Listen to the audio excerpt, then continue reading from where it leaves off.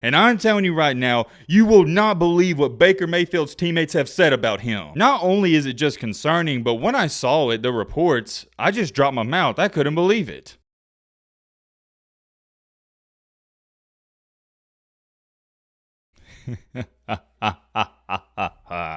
Have you ever went to somebody, I'm sure some of you have, at your local high school, or just ran into somebody who thinks they're the best of the best? And hey, maybe they are the best at whatever they do, but then a couple years go by and you check up on them or just hear about them, and it's not going in their favor. They were the man in high school, they had everything going for them, they were this, they were that, but then one bad thing happens to them or something doesn't go in their favor, and you look at him and say, you kind of deserve it, you a-hole. Ladies and gentlemen, that is exactly how the entire world right now feels about Baker Mayfield. All throughout his career, dating back to Oklahoma, he's had that cocky and arrogant attitude where he just rubbed people the wrong way. The word cocky and arrogant, it gets thrown out way too often nowadays, and people take it the wrong way. I, for one, don't think being cocky is necessarily all the time a bad thing. I think two of the main sports where you gotta be confident and maybe slightly cocky is basketball and football. The reason for that is simple. They're aggressive sports and you can't let people walk all over you. I've gone on the record to say, and I'm going to stand by this till the day I die,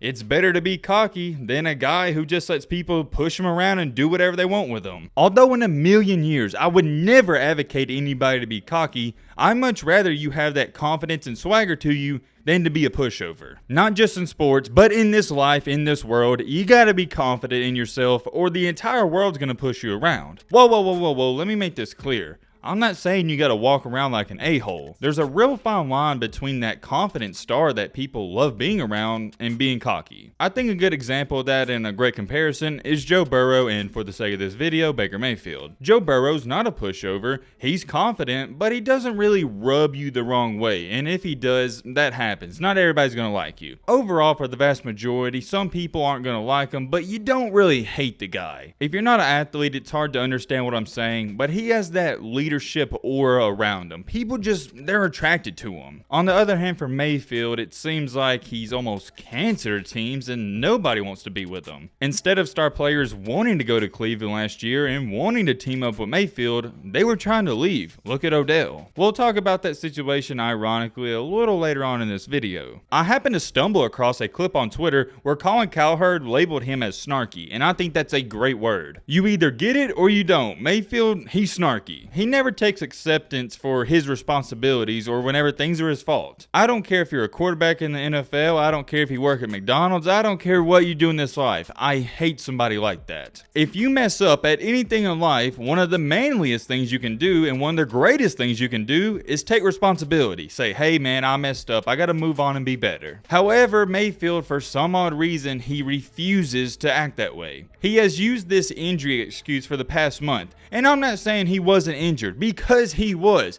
but okay, we get it. Say it one time, then move on.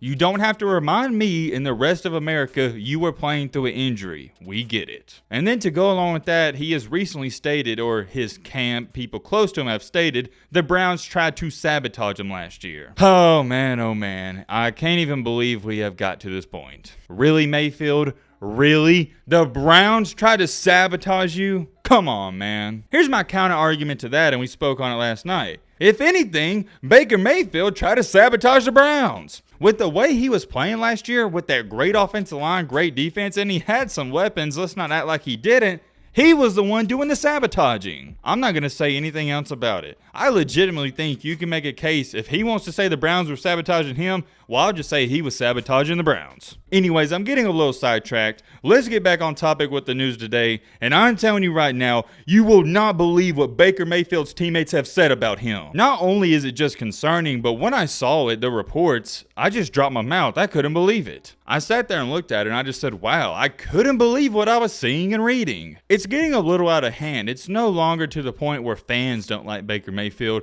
Organizations don't like Mayfield. We see that because no team wants to trade for him. But now his own teammates and players don't like him. And it's not like this is out of the blue. It's been going on for months. I don't know if we've ever seen a case like this, and I think that's why it's so fascinating. We actually talked about this in last night's video, But remember the Odell situation where somebody uploaded the 10-minute highlight video where he was open on almost every single play, but Baker Mayfield refused to throw him the ball? Like I said last night, anybody can cherry pick stats, you can cherry pick highlights or cherry pick lowlights where you look bad, but the concerning part about that video clip or highlight reel, it was 11 minutes. You wouldn't think it'd be a big deal, but it was exploding everywhere, it was trending, and it really changed a lot of people's mindsets on Baker and Odell. Because before that video, everybody was questioning Odell if he's good or if he's washed up, and what do you know, he leaves, he goes to the LA Rams, and he looks as good as ever. Okay, my fault, not as good as ever, but he didn't look as bad as he did with the Browns. For the LA Rams, you could tell he's still got a little juice left in him. He's probably got maybe 1, 2, 3 more years of prime football left. Do I expect him to go off for the Rams and have 1,300 receiving yards next year? No, but he could easily get 1,000. The point is, with the Browns, he was having a terrible year, he looked awful, he goes to the Rams and he balls out. It looked really bad on one player and one person only, and that was Baker Mayfield. It was clear, it was evident, and if you deny this, you just don't know football. Baker Mayfield, he's the problem for the Browns, and the organization, they realize that. Anybody with any decent football IQ and knowledge, you could see that. Anyways, whenever that highlight video comes out, a reporter for ESPN asked a starter for the Browns, it was an anonymous starter, if he saw the highlight video, and here's what he said. He said, quote unquote, "Why would I watch the video?" And when the reporter said, "What do you mean?" he said, quote unquote, "I see it every day in practice." And what he's referring to is Baker Mayfield overthrowing Odell and not even throwing him the ball whatsoever. Or not even throwing him the ball whatsoever. All right, I had to clear up those words. I was rambling a little bit, my bad. Maybe that's not a big deal to some of you guys, but I think that is shocking when a starter, not a bench player, not a guy that's watching, but a starter for the team says, "Oh yeah, I didn't even bother watching it. I see it every day." Basically, in other terms, he's saying, Baker Mayfield's trash. He's been trash. Let me remind you, this was going on in the middle of the year. It's not recent. It's not like this starter is jumping on the hate Baker Mayfield train. He said this before he was getting all the hate. I saw that article this morning. A lot of people are talking about it.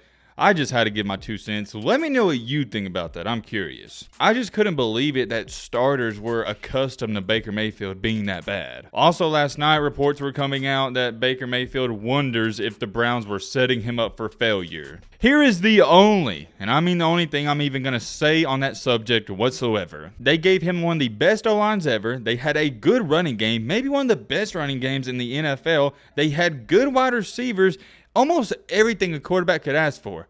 How in the world could he even say they were setting him up to fail? If anyone was being set up to fail, it was Joe Burrow, and he beat the odds. Burrow had good wide receivers, and he had good running back play here and there, but the offensive line was trash. And last time I checked, if you don't block for your quarterback, he can't do nothing. It doesn't matter if you have Randy Moss and Megatron playing for you. If your O-line don't block, you can't throw him the ball. If Mayfield legitimately thinks they were setting him up to fail, what in the world does he think it's going to be like playing for Seattle, the Panthers, or the Steelers, or any team like that? I only said those teams for example because those were the 3 teams that were rumored to get him, but it doesn't even look like they're going to pick him up now. It just gets worse and worse and worse for Mayfield. This is a terrible look on his part. He's done himself no favors. He's digging a deeper hole, and whoever is helping him, his PR team, they need to tell him to shut up and get off of social media. The best thing for him right now is to focus on his football ability and nothing else. I really don't have too much more to say. If there's any more news with Mayfield, you know, more than likely we'll talk about it. If you did enjoy this, I'd appreciate it. If you subscribe to the channel, leave a like, do all that nice stuff. And as always, let's be peace.